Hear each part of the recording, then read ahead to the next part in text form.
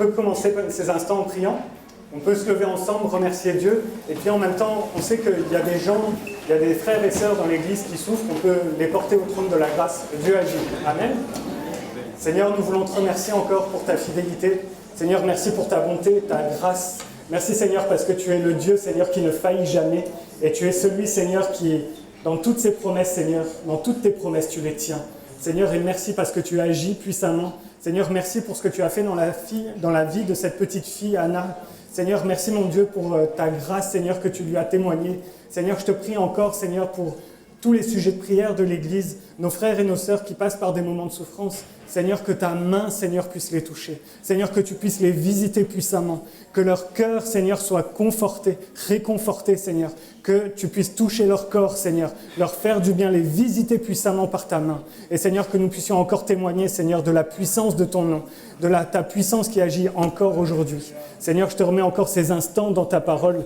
Seigneur, que ce soit des moments, Seigneur, où tu nous bénisses. Seigneur, que ce soit des moments où tu nous construises encore, des moments, Seigneur, où tu édifies nos cœurs, Seigneur.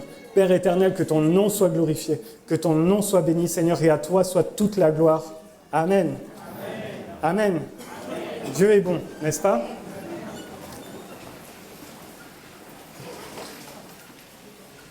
Je vous propose une lecture dans le livre d'Actes, Actes chapitre 2, verset 42. Acte 2, verset 42.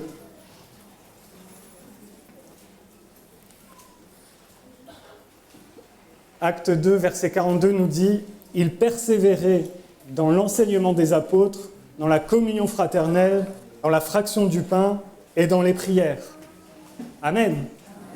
Amen. C'est un verset très court mais qui est très fort parce qu'il est le signal de ce qui se passe dans l'Église quand Dieu agit. Amen. Pour vous remettre un petit peu le contexte, Acte 2, verset 42, c'est juste après la Pentecôte. C'est-à-dire que les apôtres étaient dans la chambre haute, ils ont prié ils ont jeûné, ils ont cherché la face de Dieu, ils ont cherché le Saint-Esprit, et le Saint-Esprit est descendu sur eux, avec puissance. Amen. On veut vivre ça, n'est-ce pas? Les vitres qui tremblent, le feu du ciel qui descend, Amen. Et tout cela est arrivé, et alors qu'ils sont remplis de la puissance du Saint-Esprit, à ce moment-là, les gens qui sont au dehors les voient et se disent « mais ils sont enivrés, ils sont saouls, ça ne va pas chez eux ». Et à ce moment-là, Pierre va prendre la parole et il va avoir une prédication de la puissance de Dieu et de pourquoi ils ont été remplis de l'Esprit de Dieu. Ils reçoivent cette prédication et au moment où Paul prêche, la Bible nous dit que 3000 âmes s'ajoutèrent à eux. Amen. 3000 âmes. Ça veut dire que 3000 personnes, à ce moment-là, à la prédication de... Je crois que j'ai dit Paul, mais c'est Pierre. À la prédication de Pierre, 3000 âmes s'ajoutent à l'Église. Amen. 3000 âmes nouvelles sont sauvées. Et ils persévéraient, ce sont tous ces gens qui ont donné leur vie à Christ. Ils persévéraient ensemble dans l'enseignement des apôtres, dans la communion fraternelle, dans la fraction du pain et dans les prières. Amen. L'ensemble des chrétiens, de ceux qui ont reçu Christ comme Sauveur et comme Seigneur, se mettent ensemble, à persévérer ensemble. Amen. Et ce verset, il est important pour nous parce qu'il nous parle de ce que nous vivons lorsque nous donnons notre vie à Christ, de ce que, quelque part, nous allons vivre ensemble, n'est-ce pas? Amen. On peut dire ici qu'on persévère dans l'enseignement des apôtres. Amen. Amen. L'enseignement des apôtres, concrètement, c'est dans la doctrine de la parole de Dieu. Amen. Ils persévéraient dans ce que Christ a fait pour leur vie. Ils persévéraient avec cette perspective de témoigner de l'amour de Christ et de témoigner de ce que Christ a fait pour eux, de la crucifixion et de la résurrection. Amen. Dieu est bon, n'est-ce pas? Et il n'y a pas un sens hiérarchique, si je peux me permettre, dans ces 4 choses. C'est-à-dire que Luc, l'auteur, quand il écrit cela, il ne veut pas dire premièrement c'est ceci, deuxièmement ceci, troisièmement ceci, quatrièmement cela. Si vous n'avez pas le 4, c'est pas grave tant que vous avez les 3 premiers. Les 4 sont tout aussi importants les uns que les autres. Amen. Les 4, on ne peut pas faire l'impasse On ne peut pas se dire, mais c'est bon, j'ai la communion fraternelle, j'ai les prières, tout va bien dans ma vie. Lorsque un homme et une femme décident de suivre Christ, ils persévèrent dans ces 4 thèmes. Amen. Je ne peux pas dire juste, je veux que l'enseignement des apôtres, la communion fraternelle, très peu pour moi. Ce serait comme dire, frères et sœurs, j'aime lire la Bible, mais j'aime pas vous voir. Non ? Ça va, personne n'a dit Amen, on ne veut plus le voir. Mais je ne peux pas dire juste ça c'est important, ça l'est moins, ça c'est plus important que l'autre. Les 4 choses sont importantes et nous sommes appelés à persévérer dans ces 4 thématiques, n'est-ce pas ? Amen. Et ce texte vient comme identifier les pratiques qu'avait l'Église primitive. Nous cherchons à avoir une Église qui prospère dans la paix, qui prospère dans la joie, qui prospère aussi en nombre de personnes, de voir de plus en plus d'hommes et de femmes qui s'ajoutent à la communauté des rachetés, n'est-ce pas ? L'Église primitive était en paix, mais l'Église primitive, elle persévérait dans l'enseignement des apôtres, dans la communion fraternelle, dans la fraction du pain et dans les prières. Aucun des 4 n'était oublié. Les 4 étaient ensemble. Et c'est pour ça aussi qu'ils prospéraient. Bien sûr, il y a la puissance du Saint-Esprit qui agit, l'Esprit de Dieu agit, et ça amène l'Église à persévérer dans cela, n'est-ce pas ? Et on retrouve ici une instruction pour nos vies. On retrouve quelque chose pour nous-mêmes de comment nous voulons grandir dans la foi, comment je peux grandir avec Christ, comment moi, aujourd'hui au XXIe siècle, je peux grandir dans ma vie spirituelle.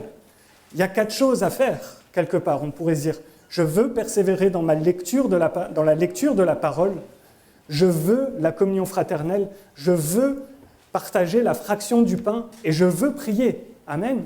Et ces 4 choses, si nous les pratiquons, si nous les vivons, quelque part, nous grandissons spirituellement. Amen. Et peut-être ça répond à la question de quelqu'un, mais quelqu'un se pose la question, mais comment je peux aller plus loin dans ma vie avec Dieu ? Ce sont 4 choses. Si on persévère dans ces voies-là, notre vie se retrouve changée. Amen. Notre vie se retrouve transformée, n'est-ce pas ?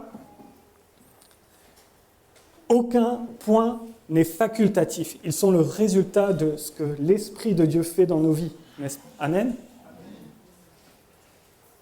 Et l'ensemble de ces 4 points, que ce soit l'enseignement des apôtres, la communion fraternelle, la fraction du pain ou les prières, ils revêtent à la fois un aspect qui est personnel pour nos vies, mais aussi il y a un aspect qui est collectif, qui est communautaire.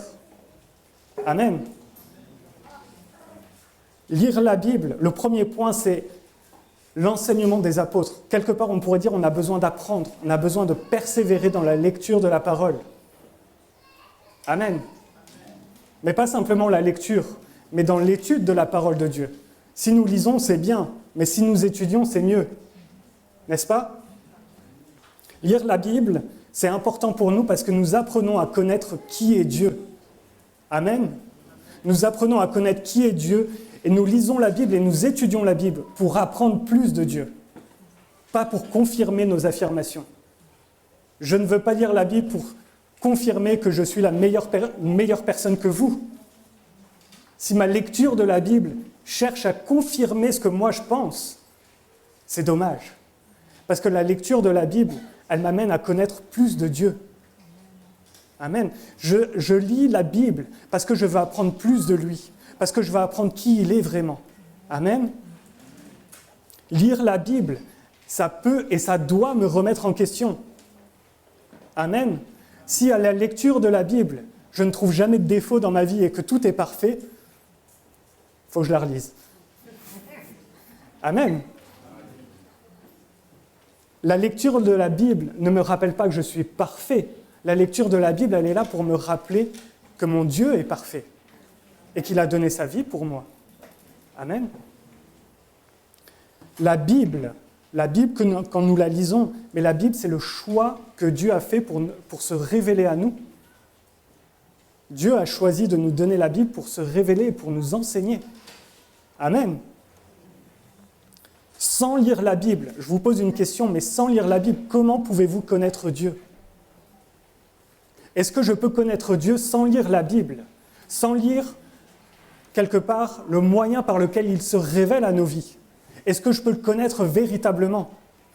Est-ce que si j'enlève la Bible de ma vie, je peux dire « mais je connais Dieu très bien ». Amen. Est-ce que je peux dire? On nous dit, on chante « mais la création nous révèle qui est Dieu ». Mais la création nous révèle que Dieu est l'architecte de la création, que Dieu est tout-puissant et que Dieu, à partir de rien, peut créer. Amen. Elle révèle Dieu, mais la Bible me parle du cœur de Dieu. La Bible me parle de pourquoi Dieu a créé le monde. La Bible me parle de pourquoi Dieu a envoyé son Fils unique mourir à la croix pour ma vie. La Bible me révèle que mon Dieu est un Dieu saint. La Bible me révèle que mon Dieu est un Dieu puissant. Amen. La Bible me révèle qui est vraiment Dieu. Et j'ai besoin de savoir cela. La Bible me révèle quel est le plan de Dieu pour ma vie. Si je ne lis pas ma Bible, comment je peux dire et comment je peux savoir ce que Dieu attend de moi? On va se laisser guider par nos émotions, par ce que l'on pense. Et on va se dire, mais ce que je pense, ça vient de Dieu. Mais sans lire la Bible, je ne peux pas réellement avancer. J'ai besoin de la parole de Dieu pour avancer pas après pas dans ma vie. Amen. Et aujourd'hui, ce qu'on peut constater, c'est que de moins en moins de chrétiens lisent la Bible. Pas ici. Pas ici. Mais de moins en moins de chrétiens lisent la Bible. On le voit, et ça se voit parce qu'il y a de plus en plus de courants de doctrine qui sont les gens, des doctrines qui disent, mais presque ils se disent chrétiens, mais il n'y a rien de chrétien dedans. Et les gens sont là et disent Amen. J'ai un exemple tout simple. J'aime pas nommer les églises, mais certains peut-être ont entendu parler d'une église ACER, A-C-E-R. Bon, c'est un exemple facile, certains vont me dire, mais à la tête de l'église, il y a un homme qui se dit apôtre. Et les gens l'appellent l'apôtre. Et cet homme, il raconte dans une de ses prédications, cette semaine ça m'a interpellé, j'entendais ça, dans une prédication, il dit, mais pour la 5e fois, il a rencontré Jésus. Et Jésus lui a parlé. Et Jésus lui disait, mais que veux-tu que je te fasse? En pleine prédication, en plein culte, comme ce matin, il raconte ce qu'il demande à Jésus, alors que Jésus se présente à lui. Et cet homme va dire, j'ai demandé à Jésus l'argent, l'argent, l'argent, l'argent. Littéralement, c'est ce qu'il demande. C'est choquant. Mais ce qui est plus choquant encore, c'est que dans l'auditoire, les gens disent Amen. On rigole, mais c'est choquant en réalité. Parce que là, vous voyez que malheureusement, il y a des gens qui soit ne lisent pas la Bible, ou ont une lecture qui est biaisée parce qu'elle passe automatiquement par cet homme. Et ça montre qu'en réalité, dans le monde chrétien, de moins en moins de personnes lisent la Bible. Le livre de chevet, des fois, c'est un livre de tel ou tel auteur, biblique, forcément. Des fois, c'est une bande dessinée, biblique. Mais est-ce que la Bible a sa place dans ma vie? L'Église grandit, dans l'Église primitive, elle grandit dans la paix, et chaque jour, l'Esprit ajoute des âmes à l'Église, mais l'Église, elle persévère dans l'enseignement des apôtres. C'est-à-dire que la Bible, elle est ouverte. C'est-à-dire que les gens lisent la Bible. C'est-à-dire que les gens se mettent devant la Bible. La Bible dit ça, et ma vie, qu'est-ce qu'elle dit? Si ce n'est pas en adéquation, il y a une transformation à opérer. Et je ne suis pas là pour jeter la pierre et vous dire abandonnez tout et lisez la Bible. Je ne suis pas là pour vous jeter la pierre. On fait tous face à des difficultés, parce que les journées passent vite, n'est-ce pas? Quand vous avez des enfants, quand vous avez un travail, quand vous avez le ménage à faire, quand il y a la nourriture à préparer, quand il y a toutes ces choses, on se retrouve vite d'une journée qui a commencé à 6h du matin, et on se retrouve vite, il est 22h, 23h, et notre cerveau, il est off, n'est-ce pas? Mais ça n'arrive pas qu'à moi. On est tous concernés. Mais combien de fois, des fois, parce que nos journées passent tellement vite, on se dit, le soir, ce soir, je me détends, je vais regarder quelque chose. N'est-ce pas? Et encore une fois, ce n'est pas un jugement. Mais est-ce qu'on prend le temps de se détendre devant une série Netflix ou ce que vous voulez, mais est-ce qu'on ne peut pas se détendre en lisant la parole de Dieu? Aujourd'hui, vous seriez étonnés de savoir combien de chrétiens se tournent vers le yoga pour chercher de la détente et de la relaxation. Combien de chrétiens se tournent vers des philosophies très orientales parce que c'est très, pardonnez-moi, mais très exotique et ça change de la philosophie qu'on a ici. Et pour se détendre, pour se relaxer ou pour penser à autre chose, on va développer ces courants d'idées. Mais on en oublie la Bible. Est-ce que la Bible, elle a sa place dans notre vie? Des fois, il faut juste réorganiser le temps et profiter de chaque minute. Chaque minute est importante. La Bible nous dit « rachetez le temps ». Chaque minute est importante. Je ne suis pas là à vous dire « vous devez lire la Bible pendant 3h30 par jour, le matin, le soir et l'après-midi ». Je ne suis pas là pour vous dire ça, mais chaque minute compte. C'est-à-dire qu'une minute, je ne veux pas la perdre à faire X ou Y chose. Si j'ai la possibilité, dans 7 minutes, de prendre et juste de lire un verset et de pouvoir méditer dessus, ça nourrit mon âme. Amen. Et vous savez quoi? Au plus je lis la Bible, au plus j'ai le désir de lire la Bible.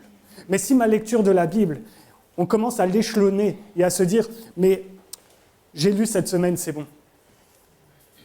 Après ce sera « mais j'ai lu ce mois-ci ». Je me rappelle, j'ai lu un verset, je ne sais plus lequel, mais je l'ai lu. Et après, on va se dire, mais 2 ans sont passés, mais qu'est-ce que dit la Bible encore sur ce sujet? Frères et sœurs, lire la Bible, étudier la Bible, ça nous permet de résister à des faux courants de doctrine, mais ça nous permet aussi à Dieu de construire notre vie.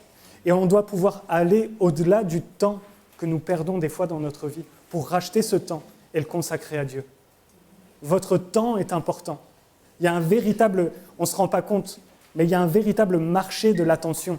Aujourd'hui, pourquoi tous les réseaux sociaux vous proposent des shorts, vous proposent des réels, des choses comme ça? Ce sont des vidéos qui durent moins d'1 minute, mais on y passe des heures dessus. Moins d'1 minute et on y passe des heures. Est-ce que ce n'est pas ce temps-là qu'on pourrait reprendre et rendre à Dieu? Notre temps est important. Tout le monde veut capter notre temps, parce que c'est un marché. Les gens font de l'argent avec notre temps. Mais est-ce qu'on pourrait se dire, mais mon temps, je veux le donner à Dieu? Parce que Dieu, je ne suis pas son produit, je suis son fils bien-aimé. Amen. La lecture de la Bible est importante, frères et sœurs.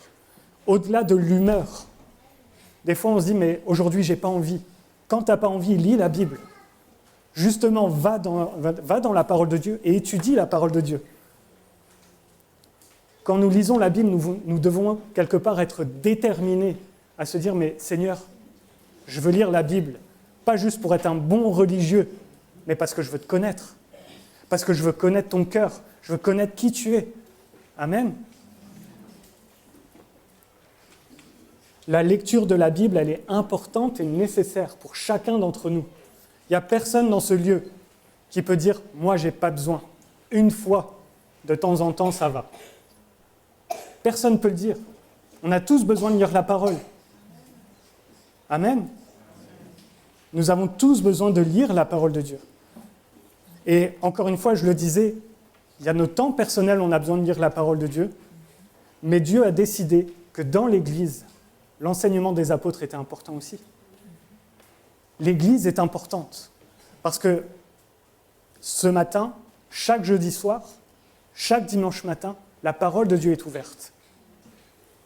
Chaque jeudi soir, chaque dimanche matin, un prédicateur se place devant vous et parle du message qu'il reçoit de la part de Dieu, de l'étude qu'il a fait pour vous, de la parole de Dieu, pour nous encourager, pour nous fortifier, pour nous faire du bien. Et est-ce que quelqu'un pourrait dire ce matin, de dire « mais j'ai jamais été béni » lorsqu'un frère a prêché? La seule personne qui peut dire ça, c'est une personne qui peut-être n'a pas écouté une seule fois. À chaque fois que la parole elle est ouverte, je suis béni. Chaque jour que je viens dans l'église et la parole de Dieu est ouverte, je suis béni. Amen. Et je sais que vous aussi, parce que Dieu parle à vos cœurs, parce que Dieu parle à nos cœurs. L'importance de la parole de Dieu, elle est fondamentale dans nos vies. Amen. nous bâtissons avec la parole de Dieu. Nous bâtissons sur la parole de Dieu, n'est-ce pas? Et nous avons besoin. Et parce que nous bâtissons sur la parole de Dieu et parce que nous persévérons dans l'enseignement des apôtres, on ne peut pas faire l'impasse sur la communion fraternelle. Amen. Combien de personnes aujourd'hui disent « Mais c'est bon, j'ai une vie chrétienne chez moi. Je lis la Bible chez moi, je prie chez moi, et il y a YouTube, je peux chanter des chants chez moi. Tout va bien, je vis l'Église chez moi. » Aujourd'hui, combien de fois nous entendons ce discours? Mais en réalité, si j'étudie soigneusement la parole de Dieu m'envoie dans une église. Parce que l'église, ce n'est pas juste un lieu où on se rassemble et on fait un club ensemble. L'église, c'est la volonté de Dieu pour nos vies. Parce que celui qui institue l'église, c'est Jésus-Christ. L'église, c'est la communauté des rachetés. Ce n'est pas le club de ceux qui lisent la Bible, c'est la communauté des rachetés. C'est-à-dire que nous venons ensemble, communier ensemble. Amen. Et ce n'est pas juste, nous venons ensemble et nous avons cette communion ensemble où nous chantons des chants, nous prions les uns pour les autres. J'apprends à connaître mon frère et ma sœur. C'est ça aussi la communion fraternelle. Amen. Amen. On a besoin d'apprendre à se connaître. On a besoin d'apprendre à savoir qui est mon frère, qui est ma sœur, qui est la personne qui est assise à côté de moi, ou derrière moi, ou un peu plus loin que moi. Mais on a besoin de cela. L'Église, elle est voulue par Dieu. Amen. Et la communion, elle fait partie intégrante de l'expression de Dieu. Dieu nous a créés pour vivre ensemble. Amen. Quand Dieu va créer Adam, il ne veut pas que l'homme soit seul. Donc il va faire Ève. Et nous, on pense que lorsque Dieu va racheter ma vie, ça va, je peux être tout seul. Mais Dieu a permis à ce que l'Église existe pour que nous ne soyons pas seuls et que nous puissions vivre notre foi dans une communauté, ensemble. Amen. Et combien on est béni par l'Église? Combien on est béni par l'Église, n'est-ce pas? Aujourd'hui, c'est un culte un peu particulier et bizarre pour Marie et moi, parce que apparemment, c'est un pot de départ. Mais frères et sœurs, il y en a qui me connaissent depuis que je suis en couche-culotte, ici. J'ai été béni par l'Église. J'ai 35 ans, ça fait 35 ans que je suis dans l'Église, ça fait 35 ans que tous les dimanches je viens à l'Église, mais j'ai été béni. J'ai grandi à l'école du dimanche. Certains ont été mes moniteurs, mais merci Seigneur, c'est une bénédiction. J'ai été au groupe de jeunes, mais merci pour mes anciens leaders de jeunes. C'est une bénédiction pour ma vie. C'est une bénédiction pour ma vie parce que l'Église, c'est un endroit où Dieu utilise les uns et les autres pour exprimer son amour envers nous.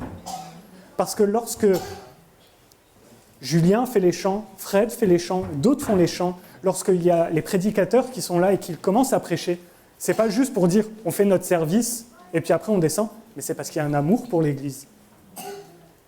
L'Église, c'est un lieu où Dieu exprime son amour envers chacun. Amen. C'est pas un lieu d'emprisonnement, c'est pas un lieu d'oppression, c'est un lieu où il y a la liberté, c'est un lieu où il y a de l'amour et c'est un lieu où doit y avoir la paix. Amen. Et tout ça, c'est voulu par Dieu. C'est pour ça qu'on ne peut pas faire l'impasse sur la communion fraternelle. Parce qu'il y a un autre aspect de la communion fraternelle, et ça, c'est l'aspect qu'on aime le moins. C'est parce que lorsqu'on est ensemble, et lorsqu'on commence à discuter, qu'on commence à se voir régulièrement, vous allez comprendre quel est mon caractère. Et puis on va discuter ensemble, et puis peut-être qu'on va un peu se prendre la tête. Mais l'Église, c'est ça aussi. Je ne dis pas qu'il faut absolument aller discuter pour se prendre la tête. Jean-Christophe, il va avoir des appels. J'ai été discuter pour me prendre la tête avec telle et telle personne. Dieu m'a béni. C'est pas ça que je veux dire. Mais quand nous commençons à discuter et que les caractères commencent à se dévoiler, Dieu utilise votre voisin de droite et de gauche, de devant et derrière, pour dévoiler votre caractère. Non pas pour dire « t'es une mauvaise personne », mais pour te dire « t'as besoin de changer ». Amen. Vous pouvez vous tourner et dire à ceux qui sont autour de vous, merci de m'aider à changer, tu vois mon caractère. C'est bien, hein. Mais l'Église, c'est l'endroit où nos caractères sont dévoilés et où nos caractères ont besoin de changer. Amen. Il y avait beaucoup de choses à dire à chacun, hein. L'Église, c'est un miracle. Amen. Et la communion fraternelle telle que nous la vivons, ce n'est pas juste quelque chose que nous organisons et aucun pasteur est un animateur. L'Église, c'est un miracle de Dieu. Amen. Parce que si vous regardez autour de vous, vous verrez des personnes qui viennent du Congo, des personnes qui viennent d'Italie, des personnes qui viennent du Cambodge. Vous verrez des gens qui viennent de la plus belle île du monde, la Nouvelle-Calédonie. Mes frères et sœurs, le miracle, c'est que nous avons tous peut-être un langage maternel différent. La différence, c'est que nous avons peut-être tous une façon de louer qui est différente. On a des frères et sœurs qui dansent, on a des frères et sœurs qui chantent, on a des frères et sœurs qui restent assis sur la chaise. Mais nous louons le même vrai Dieu. Et nous avons besoin de l'Église. Et l'Église est un miracle parce que le vrai vivre ensemble se vit dans l'Église. Parce qu'en réalité, dans l'Église, nous sommes une communauté de rachetés, nous avons tous le même Dieu. Et nous nous réunissons chaque fois parce que nous voulons louer l'Éternel. Et ça, c'est le lieu que nous avons en commun, c'est aller au pied de la croix ensemble. Des fois, nous pouvons avoir des différences les uns avec les autres. Parce que moi, je pense de telle façon, toi, tu penses de telle façon. Mais au pied de la croix, on met de côté ces différences et nous louons l'Éternel. Nous louons l'Éternel parce qu'il est notre Dieu et parce qu'il est celui qui nous a rachetés. Amen.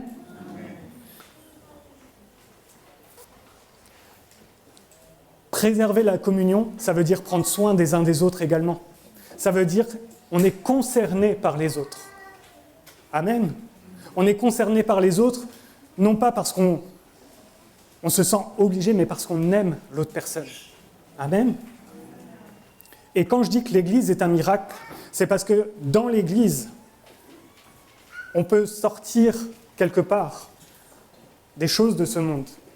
Parce que dans ce monde, lorsque quelqu'un est concerné par vous, c'est parce que souvent les gens aiment bien les rumeurs. Ils aiment bien les gossips. Ils aiment bien les petites rumeurs piquantes sur telle et telle personne. Mais l'Église, ce n'est pas ce lieu-là. Amen. L'Église, c'est un endroit où nous disons à Dieu, mais Seigneur, je n'ai pas besoin de ces rumeurs. Je n'ai pas besoin de propager des fausses choses. Je n'ai pas besoin de propager des choses que je sais sur telle ou telle personne. J'ai besoin de la grâce de Dieu. J'ai besoin de prier pour telle et telle personne. Amen. Frères et sœurs, on n'a pas besoin de savoir le détail d'une situation pour prier pour la personne qui est à côté de nous. Amen. Je n'ai pas besoin de savoir quel est le montant exact sur le compte bancaire d'une personne pour prier pour cette personne parce qu'elle a des problèmes financiers. Amen. Ça veut dire que des fois, on entend telle personne a besoin de prière, je peux me taire et juste prier pour cette personne. Parce que des fois, il y a des choses que je ne dois pas savoir et il y a des choses que je n'ai pas besoin de savoir.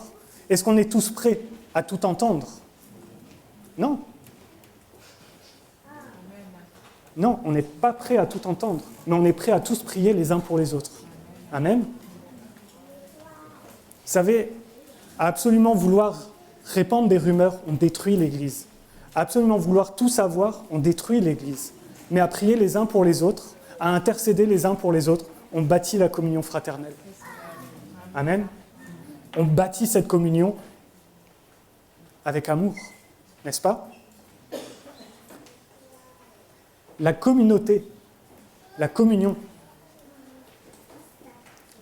c'est quelque chose à préserver parce que c'est important. Je le redis, mais apparemment c'est un pot de départ aujourd'hui. Mais on est heureux de voir l'Église qui est en paix. On est heureux de voir des hommes et des femmes qui grandissent avec l'Éternel. Comme je le dis, ça fait 35 ans que je suis ici. Il y a 8 ans, j'avais déjà fait un pot de départ, apparemment aussi, parce que je suis parti à l'école biblique. Décidément, j'en fais beaucoup ici. Mais c'est beau de voir que l'Église grandit et que des hommes et des femmes, jour après jour, s'ajoutent à l'Église et que ce sont des hommes et des femmes qui cherchent l'Éternel. Amen. Et ça, c'est le miracle et c'est quelque chose à préserver. préserver la communauté, préserver l'union de l'Église. Priez les uns pour les autres, priez les uns avec les autres. Amen. Chaque personne est importante ici. Il n'y a pas une personne qui peut dire « Moi, je ne suis pas important, personne ne me remarque ». Chaque personne est importante. Amen. Et il n'y a pas un plus petit ou un plus grand. Tous, nous avons besoin de prière. Tous, nous avons besoin de cette communion fraternelle les uns avec les autres. Ne vous coupez jamais de la communion fraternelle. C'est important. Et vous savez pourquoi c'est important ? Parce que c'est Dieu qui l'a voulu pour nos vies. Et si c'est Dieu qui l'a voulu pour nos vies, qui suis-je pour aller dire à Dieu « Pas pour moi, ça va. Je suis personne. Je dois juste accepter, Seigneur, aide-moi. » Et des fois, la communion fraternelle, c'est difficile parce que les caractères se rencontrent. Mais prions pour que Dieu change les caractères. Pour que là où il y a des fois de la suspicion, de la méfiance vis-à-vis d'autrui, puisse y avoir de l'amour. Amen. L'Église, c'est le seul endroit aujourd'hui où la solitude ne doit pas avoir de prise. Là, on est dans une société où la solitude, c'est l'un des maîtres mots. Tout le monde est seul. Des fois, il y a des familles, mais les gens sont seuls au sein de la famille parce qu'ils se sont isolés sur leur téléphone, sur Internet, sur les réseaux. Aujourd'hui, la solitude ne doit plus exister. Dans l'Église, ça ne doit pas exister. Amen. On ne devrait pas se dire « mais je me sens seul dans l'Église ». Merci Seigneur, parce que dans l'Église, je dis ici, mais il y a un pasteur qui est là, il y a des prédicateurs, il y a un responsable de jeunes actifs. Merci Seigneur, que Dieu vous bénisse. La solitude, aujourd'hui, il n'y a que dans l'Église que ça peut être combattu. Il y a une étude toute simple que j'ai lue il n'y a pas longtemps. Et aux États-Unis, comme dans tout l'Occident, le nombre des naissances, la natalité diminue. Parce que les gens ne veulent plus faire d'enfants, parce qu'ils ne savent pas comment ils vont les éduquer, parce que loin de la famille, il n'y a pas d'amis autour, il n'y a rien de tout cela. Et il y a une seule communauté, aux États-Unis, qui a un ratio de plus de 2 enfants par famille. Je crois qu'ils sont à 2,3 ou 2,2, quelque chose comme ça. Et là, le seul groupe qui a cela, ce sont les évangéliques aux États-Unis. Parce qu'en fait, ils ont un tel sens de la communauté où ils se disent « mais je peux avoir 4 enfants, je peux avoir 5 enfants, ce n'est pas un appel à faire des enfants, mais je peux avoir 4 enfants, 5 enfants, 6 enfants, je sais que dans l'Église, en cas de problème, je sais que j'ai des personnes de confiance qui peuvent prendre soin de mes enfants. » L'Église, c'est un miracle, parce que tout cela, ça ne se voit plus dans le monde. Avant, vous aviez dans les villages les gens qui prenaient soin. Ça n'existe plus. Il n'y a que dans l'Église que ça existe. Amen. Pourquoi ? Parce que l'Église, la communion fraternelle, le mot fraternel est fort, parce que ça parle de famille. L'Église, c'est une famille. Vous êtes mes frères et sœurs. Je suis votre frère, que vous le vouliez ou non. Amen. Il persévère dans la fraction du pain. Pourquoi ? Parce que le partage est important dans l'Église.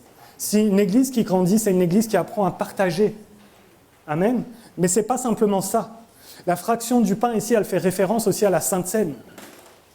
Ça fait référence au fait de partager ensemble le repas du Seigneur. La référence se fait sur le désir quelque part de communier ensemble sur le terrain commun que nous avons en Christ. Comme je le disais auparavant, lorsque nous nous réunissons pour la Sainte Seine, lorsque la Sainte Seine, ce n'est pas un rituel que nous faisons et hop, j'ai pris la Sainte Seine, ça y est, je suis sauvé, je suis saint pour la semaine. Mais quelque part avec mon frère et ma sœur, nous prenons le repas du Seigneur, mais en réalité nous allons ensemble auprès de Dieu. Amen.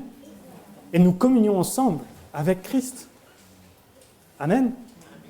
Parce que nous mettons Christ au centre de notre vie chrétienne. Christ est au centre de l'Église. Amen. Ça veut dire quoi ? Ça veut dire que des fois, comme je le disais tout à l'heure, on peut avoir des différences et des accrochages ensemble. Mais il y a une réalité qui est importante, c'est que pour manger ensemble, on a besoin de pardonner. Lorsque je vais prendre le repas de la Sainte Seine, en réalité, je prends le repas du Seigneur, mais j'ai besoin d'apprendre à pardonner mon frère et ma sœur. J'ai besoin d'apprendre à aller avec lui et à dire « mais j'ai rien contre toi, et je te demande pardon si je t'ai fait du mal, et je te pardonne pour le mal que tu m'as fait. » Et on prend ensemble le repas du Seigneur. On ne prend pas quelque chose avec de l'amertume, de la haine envers quelqu'un, n'est-ce pas? Christ, c'est le terrain commun que nous avons. Et des fois, il y a des églises, des fois, il y a des églises qui se déchirent, mais pour des petites choses. Des fois, il y a des églises qui disent, mais c'est Bob Kauflin qui a écrit ça dans son livre « Worship Matters ». Il écrit qu'en réalité, dans les églises où il a été, souvent, il est leader de louange et lui, il prépare sa louange. C'est-à-dire que toute la semaine, il va répéter les chants, il va sélectionner les chants. Et il y a des gens dans l'église qui lui disaient « Mais tu sais quoi? C'était pas assez spirituel. Tu devrais venir le dimanche matin et sélectionner les chants directement comme ça. » Peut-être, peut-être pas. Quel est le besoin de se déchirer pour ça? Est-ce qu'on ne peut pas se retrouver ensemble au pied de Christ? N'est-ce pas? On n'en est pas là. Mais il y a des églises, on a été avec mon épouse en Belgique, quand on était en Belgique, il y a des églises, si vous prêchez et que vous n'avez pas le costume cravate, pour eux, c'est comme s'il n'y avait pas d'onction. Et des églises se déchirent à cause de ça. Je peux comprendre pourquoi certains veulent le costume cravate, et je peux comprendre pourquoi certains sont habillés de manière plus casuelle. Parce que des fois, le costume cravate, ça peut tout simplement freiner un auditoire à bien écouter, comme le costume cravate, des fois, c'est simplement la personne qui désire honorer Dieu, qui met ses plus beaux habits pour l'honorer. Je peux comprendre les deux. Est-ce qu'il y a besoin de se déchirer pour ça? Est-ce qu'il y a besoin de se lancer des anathèmes pour ça? Non. On préserve la communauté et on se retrouve, mais l'important au fond, est-ce que c'est parce que la personne va prêcher? Quelqu'un qui prêche mal et qui prêche n'importe quoi en costume cravate, j'ai pas envie de l'écouter. Quelqu'un qui prêche n'importe quoi, qui est en jean basket, j'ai pas envie de l'écouter. Mais quelqu'un qui prêche bien en costume ou en basket, mais merci Seigneur, ça va me bénir. Est-ce qu'il y a besoin de se déchirer pour ça? Nous partageons ensemble. Et la fraction du pain, quelque part, nous sommes unis ensemble à Christ. Et on se retrouve à ce moment-là, n'est-ce pas? Et enfin, persévérer dans les prières. Frères et sœurs, on ne peut pas avoir une relation avec Dieu sans prier. Amen. La Bible, nous la lisons, et c'est un livre spirituel, notre approche, elle est spirituelle. C'est-à-dire qu'on prie également lorsque nous lisons. Nous rentrons dans un dialogue avec Dieu. Parce que la Bible nous parle, mais nous parlons également à Dieu dans la prière. Amen. Et nous rentrons dans ce dialogue-là. La prière, elle nous aide à communiquer avec Dieu. C'est la seule voie possible pour se connaître soi-même également. C'est-à-dire que si je ne prie jamais, je ne rentre jamais dans la présence de Dieu, mais comment je peux me connaître moi-même? Parce que la seule façon de me connaître moi, c'est de connaître Dieu. Parce que Dieu me connaît parfaitement.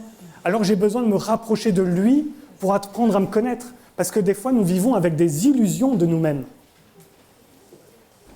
Et on a besoin d'apprendre à mieux connaître Dieu. Et pour ça, j'ai besoin de la prière. Amen. Nous avons besoin de la prière. Lorsque nous prions, on doit pouvoir prier sans vouloir rentrer dans une forme d'exposition de notre vertu, où nous disons à Dieu, mais Seigneur, voilà, j'ai prié, tu as un grand livre dans le ciel, et tu vas noter la date et l'heure, et Dieu va noter cette date et cette heure pour dire, il a prié tel jour à telle heure, etc., etc. Et j'ai tellement exposé ma vertu que forcément je suis meilleur que les autres. Ça ne marche pas comme ça, la prière. La prière, c'est ce désir d'être dans l'intimité avec Dieu. C'est ce désir de se rapprocher de Dieu. C'est ce désir d'apprendre à le connaître. Amen. Tout à l'heure, je disais, le moins tu lis ta Bible, le moins tu vas lire ta Bible. Mais c'est pareil pour la prière. Le moins tu vas prier, au moins tu vas prier. Si tu perds l'habitude de prier, si tu perds cette vie de prière, tu vas t'éloigner jour après jour. On a besoin de la prière, on a besoin de pouvoir prier. Frères et sœurs, vous ne changerez jamais, on ne changera jamais si nous ne prions jamais. Dans les temps que nous avons, des temps avec Dieu où nous prions, Dieu réorganise notre cœur. Dieu transforme notre vie, Dieu touche nos vies, Dieu touche nos cœurs dans ces temps de prière. Amen. Pourquoi ? Parce que la prière, c'est le moment où on s'abandonne à Dieu, où notre temps, quelque part, on le met à part. Pour ce que certains dans le monde vont dire « il est fou, il parle tout seul », nous savons que ces temps de prière, nous sommes sages parce que nous parlons avec l'Éternel. Et nous nous abandonnons à Dieu dans la prière. Comme je le dis, on n'est pas là pour exposer une vertu, on est là pour s'abandonner auprès de Dieu. Amen. La prière, c'est le moment où Dieu organise ta vie. Pourquoi ? Parce que lorsque tu pries, il faut être honnête avec Dieu. Et des fois, on aime Dieu, mais il y a certaines choses que nous aimons plus. Le moment de prière, c'est le moment où nous pouvons dire à Dieu « Mais Seigneur, je veux plus de toi. » Alors ce que j'aime plus, A et B que j'aime plus, Seigneur, je veux pouvoir les abandonner. Seigneur, change mon cœur pour que tu prennes la place. Change mon cœur pour que je puisse te donner toute la place. Parce que Seigneur, je veux t'aimer plus. Parce que Seigneur, je veux que tu sois le roi des rois dans ma vie. Je veux que tu sois le Seigneur des seigneurs. Je veux que tu règnes dans mon cœur. On a besoin de la prière pour ça. Amen. Et la prière, c'est le moment où Dieu te remplit de ses promesses. Acte 2, c'était dans un temps de prière que l'Esprit Saint est descendu sur les 120. Amen. Si je ne prie jamais, comment je peux dire à Dieu « Mais Seigneur, remplis-moi de ton esprit ». Tu ne veux pas passer de temps avec Dieu ? Comment ça se passe alors ? N'est-ce pas ? Nous avons besoin de temps de prière. Frères et sœurs, les temps sont courts. La Bible dit « Mais rachetez le temps ». Donnez du temps à Dieu. Donnez du temps à la prière. Donnez du temps à la parole de Dieu. Ça fait du bien d'éteindre Netflix. Et vous serez même plus riche si vous coupez l'abonnement. Et si vous coupez en plus Disney, YouTube+, etc. Mais frères et sœurs, on a besoin de donner notre temps à Dieu. On a besoin de donner plus à Dieu.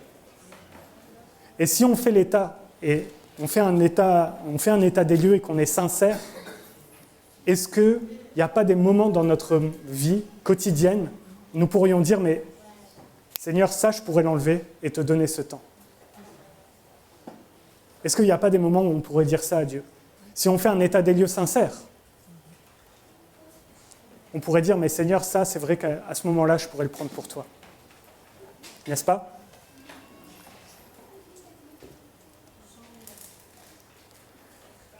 Comme je le disais, ce verset m'interpelle d'un point de vue personnel, dans ma vie personnelle, mais aussi dans la vie d'Église. La vie de prière dans l'Église, elle est importante. Amen. C'est-à-dire que, merci Seigneur, chaque jeudi soir, il y a une réunion de prière. Chaque jeudi soir, nous nous réunissons et nous prions pour des sujets bien précis. Lorsque vous passez par la maladie, lorsque vous passez par des moments difficiles, vous pouvez être sûr d'une chose, que lorsque vous envoyez ce message à Jean-Christophe, chaque jeudi soir, ces sujets sont rajoutés et nous prions pour vous. Nous prions les uns pour les autres. La prière au sein de l'Église, elle est importante. Ce n'est pas quelque chose que nous pouvons négliger et nous pouvons dire « j'aime bien les chants, alors je viens pour la louange. Je vais écouter un peu le prédicateur ». Non, la prière est importante. Et vous savez quoi, lorsque nous prions à haute voix, c'est difficile, mais c'est un moment où, c'est pas encore une fois un moment où j'expose quelque chose, mais c'est un moment où quelque part nous nous encourageons les uns les autres. Combien c'est encourageant lorsque nous entendons un autre à nos côtés prier, n'est-ce pas ? Lorsque les frères et sœurs aînés, lorsque les plus jeunes ou les moins jeunes commencent à prier ensemble, c'est encourageant. Et nous aimons cela. Et nous voyons que Dieu agit. Amen. Merci Seigneur. Il y a de la puissance dans la prière. Et lorsque nous prions les uns pour les autres, lorsque nous nous mettons ensemble les uns les autres et que nous commençons à prier ensemble, il y a de la puissance. Non pas parce que notre prière, on a prié tellement fort, mais tout simplement parce que Dieu réside au sein de son Église. Et lorsque nous prions ensemble, nous nous mettons devant Dieu, Dieu entend nos prières et il agit. Amen. Je vais conclure. C'est parce que le Saint-Esprit les a remplis de sa présence et de sa puissance que leur vie a été transformée et que maintenant leur priorité, ce n'est plus telle ou telle chose, mais leur priorité, c'est persévérer dans l'enseignement des apôtres, la communion fraternelle, la fraction du pain et les prières. Et combien des fois on peut se dire, mais Seigneur, j'ai besoin de retrouver cette persévérance. Seigneur, j'ai besoin de retrouver ce goût pour ma vie avec toi. J'ai besoin, Seigneur, de retrouver aussi ce goût, mais pour ma vie avec l'Église. Parce que tout cela, je veux le vivre à la maison, dans ma chambre. Mais Seigneur, je veux le vivre aussi chaque jeudi soir et chaque dimanche, lorsque je viens dans ce lieu. Amen. Même lorsqu'on fait le ménage, même lorsqu'il y a des réunions de jeunesse, des réunions de jeunes actifs, nous sommes bénis dans ce lieu. Amen. Et c'est ça la communion fraternelle, c'est ça persévérer ensemble. Amen. Et je crois que ce verset, c'est un encouragement à vivre encore plus pour Dieu, en comprenant où Dieu nous guide personnellement vers sa présence et où Dieu nous guide dans la communauté, Dieu nous guide vers sa présence. Amen.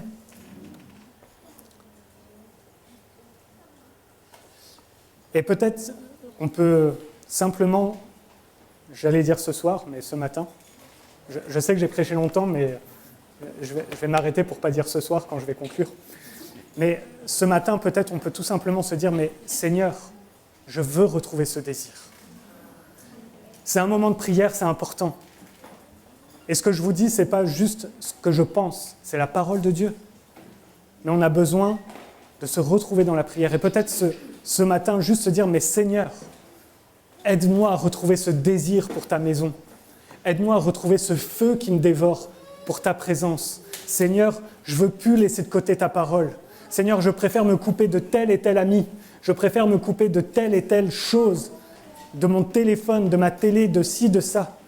Seigneur, une fois que mes enfants sont couchés, une fois que je suis levé, Seigneur, je veux prendre ce temps pour ta présence. Parce que dans toutes les difficultés que je peux commencer à vivre, dans toutes ces difficultés qui vont arriver dans ma vie, Seigneur, c'est seulement dans ta présence que je trouverai la paix. C'est seulement par ta présence, par ta personne, que je trouverai la paix, et dans la difficulté, je peux trouver de la joie. Est-ce qu'on peut simplement baisser nos têtes et se dire, mais Seigneur, aide-moi à trouver ce désir. Seigneur, je veux, Seigneur, je te prie, Seigneur, que dans nos cœurs naisse un désir nouveau, naisse un feu nouveau, Seigneur, pour te rencontrer tout à nouveau. Seigneur, que ce ne soit pas juste un temps où je me mets à part ce soir seulement, mais que toute ma vie, Seigneur, maintenant, dès à présent, Seigneur, je puisse mettre des temps à part pour toi, que ta parole redevienne une étude sérieuse, non pas juste quelque chose que nous faisons par habitude. Seigneur, que nous puissions valoriser ton Église, que nous puissions nous y retrouver, que nous puissions prendre soin, Seigneur, de la communauté, Seigneur, que tu nous laisses. Seigneur, je te prie, Seigneur, que tu puisses encore fortifier nos cœurs, Seigneur, par ta présence, par ta parole. Seigneur, je te prie, Seigneur, que dans cette Église, Seigneur, tu puisses utiliser chaque personne. Seigneur, tu veux nous utiliser toutes et tous. Seigneur, et je te prie, Seigneur, que chacun, Seigneur, puisse être un instrument utile et puissant et revêtu de ta puissance, Seigneur, entre tes mains. Seigneur, je te remets, Seigneur, aussi tous ces moments, Seigneur, que l'Église vivra ensemble. Seigneur, je te prie, Seigneur, que tu puisses être celui que l'Église vient toujours rencontrer. Seigneur, celui que l'Église vient toujours voir. Seigneur, celui que l'Église aime et désire tout autant. Seigneur, je te remets toutes choses entre tes mains. Fais naître, Seigneur, ce désir là où il a disparu. Seigneur, ravive, Seigneur, ce lumignon qui fume. Seigneur, pour toi. Seigneur, pour ton œuvre. Seigneur, que ton nom soit glorifié, que ton nom soit béni. Et Seigneur, bénis, Seigneur, ton œuvre. Sois béni, Père. Amen.